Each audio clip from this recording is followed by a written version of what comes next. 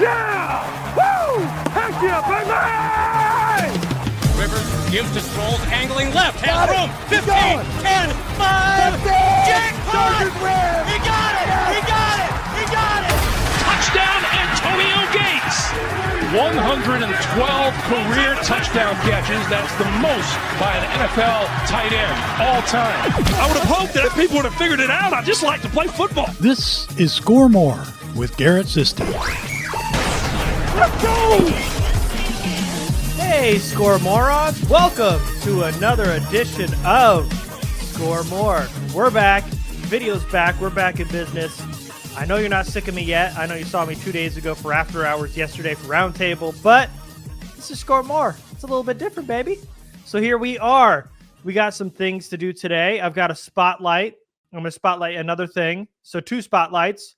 Don't have a not light today. I've got a, hey, man, what are you doing this week? And then I've also got your recap from the games this weekend, how the Chargers look going into the AFC West this week, going against the Lions coming up here on Sunday. We'll look at the NFC, AFC picture. We'll look at it all. So we've got a lot to get to. Now, the Chargers this weekend look like a completely different team, especially defensively. Offensively, there were questions. We all know that. Let's put that aside for at least right now. But today, I want to cover the defense because it just felt like they were flying around the football. They were playing much more fast, much more physical. They were getting after the quarterback. I know there was a lot of talk about this makeshift offensive line, but man, they were incredible on Monday night. So what I did is, if you're old enough to remember, and I sure you are because it's not that old, don't make me feel that old. You remember the old And1 mixtapes? Yeah, the Professor, Hot Sauce, Escalate. You remember all that. Hey, yo, you remember. Oh, baby! Hot sizzle! This is sizzle! Looking at it! Sizzle! Sizzle! Sizzle! Oh, baby! You gotta love it! You gotta love it! All right.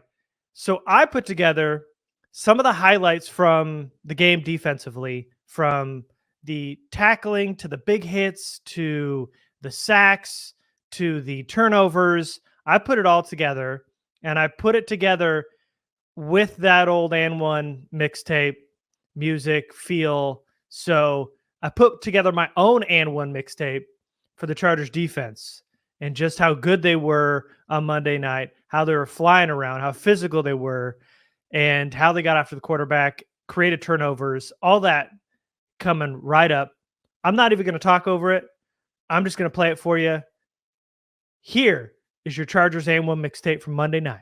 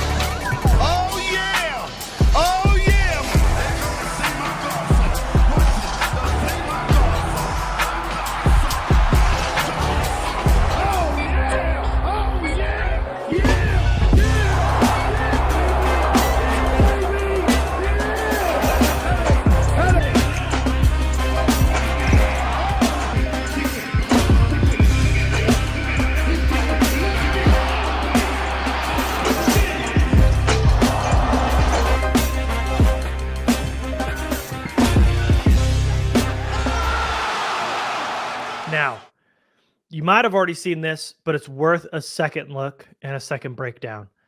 My other spotlight is from the Derius Davis punt return touchdown. And I know you didn't catch it live. I didn't catch it live. On the rewatch, there are some pretty fantastic things that happen on this return, especially on the back end. So let's take a look. Derius Davis catching the pass here, breaks one tackle. That must be the long snapper because that's a terrible attempt. There's a third diving attempt. Number 33 right here, Dean Leonard, peace sign. John with 0. Adrian Amos pointing at him. Gets in 21's face too, yells. But my favorite, and I think everybody else's favorite from the comments on this post, was as they're running down the field on this kick return team, you've got Deion Henley, the rookie linebacker. You got AJ Finley, and Henley running down, rather than thinking about throwing a block or whatnot, sees his teammate next to him, says, hey, man, give me a high five. They're high-fiving mid-run. Are the Chargers cute again? Because this is so cute. They're having fun. We saw some of the celebrations in that other And1 mixtape clip that we just played, but we're high-fiving while we're running? That's cute. They're having fun. They're excited. Makes me smile. I know it makes you smile. That's awesome. So while Dean Leonard is going, hey, man, talking his stuff, you got Deion Henley, AJ Finley, high five running, which is great. Not just a normal high five, but a running high five comes right behind just a jumping high five, like the end of an 80s movie when they would jump midair and high five. That's number one, but a running high five in mid-run high five, close second. And that's super cute. And the Chargers are doing great, and they deserve to be celebrating. So that's my second spotlight. I do not have a not light for you today because why? It's all good vibes here. So this isn't really a not light, but news just broke as I'm doing this podcast. In the middle of it, J.C. Jackson news. Obviously old news for Charger fans because he got traded to the Patriots. But today, it's being reported, J.C. Jackson not even traveling with the team to Germany. He's going to stay home for a quote-unquote mental reset, which is serious. So not playing up to expectations well with the Chargers. And then the kind of narrative that felt like a lot of people were painting, because I watched one Patriots game and it still seemed like he was getting smoked by Stephon Diggs, but people were pulling receiver stats and saying, oh, look, J.C. Jackson's locked up the leading receivers for the last 3 or 4 weeks, which wasn't the case. The Patriots defense was just doing a good job on one receiver, and that wasn't the same receiver J.C. Jackson was guarding the entire game. So it was ridiculous. And I felt like clapping back a little bit, but I didn't, because it's ridiculous. Why argue with people like that? But as you can see, things are not going good for the Patriots. But I'm definitely not using this as a not light, because I'm not bagging on J.C. Jackson. He obviously has something going on if he's got to stay at home for a mental reset. That sounds a little bit more serious than just not being good. Things obviously aren't up to par for him, and he needs to get himself together, which is great. Good for him. But also good on the Chargers for being able to cut the cord there, because that contract was hefty. And the fact that they were able to pawn it off on the Patriots, even though they're going to be paying a little bit this year and a little bit next year, that's okay. Because 5 years was a long time to be paying that contract out. And if he's not playing up to even being a depth piece, you don't even want to travel with him. He's not even on your 53. You cannot be on the hook for that kind of money. So good on the Chargers organization, knowing when to just say, maybe try to reset with another team. Not working out. But there was always this, Bill Belichick will trade his players away. He'll come back to New England and they'll be back to being elite again. That is definitely not the case with J.C. Jackson this year. And who knows what his trajectory is now in his career, because it has fallen off an absolute cliff. But right now, let's move on to the hey, man, what are you doing?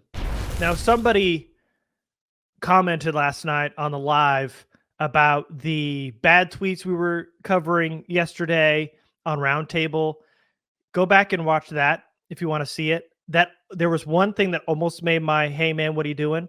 It was a tweet about Caleb Williams and how this guy who, if you saw the tweet, an old coach from Last Chance U tweeted that he would not draft Caleb Williams if he was the last quarterback available or something. He's crazy. All because he was crying with his family, was taking shots. That was close. This one, though, man, isn't a video. It is a clip. Well, it's not a clip. It's a tweet from a clip that I could not find the audio on. But during their press conference, DeShaun Watson is being interviewed by some reporters, and he said this. This comes from Kevin Grandier. Browns' DeShaun Watson says not being out there on the field for his guys is weighing on him. And here's the doozy. Quote, "This is the most guilt I've ever felt." Really? Are you sure about that? Are you sure not being out on a football field is the most guilt you've ever felt? Not all the things you did to those women?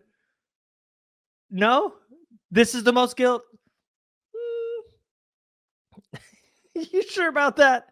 DeShaun Watson, stop with this, man. Stop doing all this.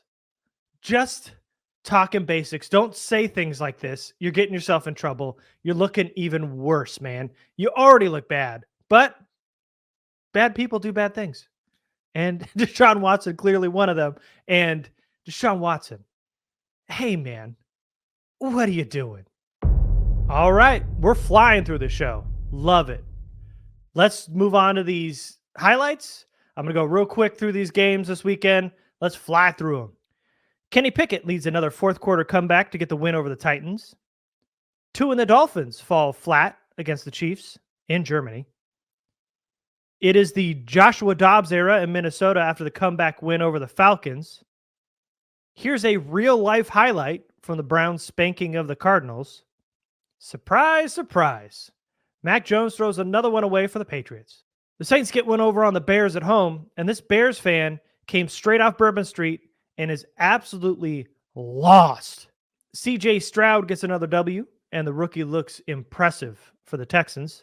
Colts get the road win over the Panthers, but we got this awesome mic'd up moment.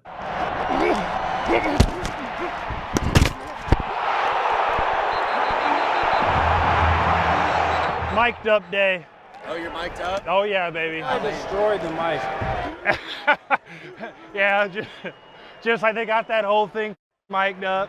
Would have been tough like if I caught the ball. We also got this really cool mic'd up moment from the Eagles win over the Cowboys over their Wade LeBron celebration. You gotta work on your oop. Okay. Hey, you better have balance, man. Hey, man, you need that lick back. No, bro. The oop bad. The oop. You didn't want to run him over? The oop was bad. Well, what's up, man? Hey, LeBron. Hey, you the one that called this shit. Hey, the oop was bad. The oop was bad. Hey, you gotta make it look good. The oop was bad. You gotta break it down. I ain't grab it. What you gotta do? Hey, you should go with me. You know he ain't the point. He don't know how to dish off the point. Hey, bro, when we got it, no matter where we go, he gotta come in. The Raiders smoke the Giants, and the Bengals trip up the Bills in Cincy. All right, let's look at the standings. We'll start with the NFC, work our way back to the AFC. In the NFC, Eagles 8-1.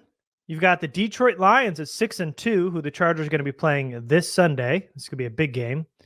Then a bunch of 5-3 and 5-4 teams with the 49ers, Saints, Seahawks, Cowboys, and Vikings.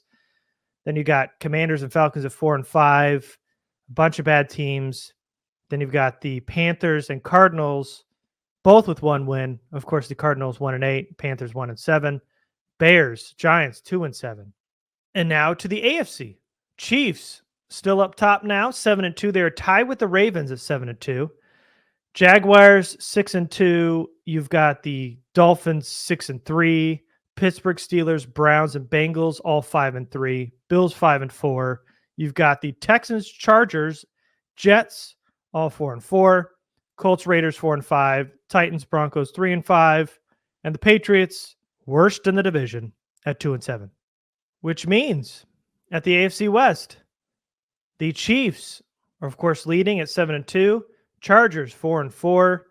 The Raiders are 4-5. Broncos were on a bye this week. They are still 3-5.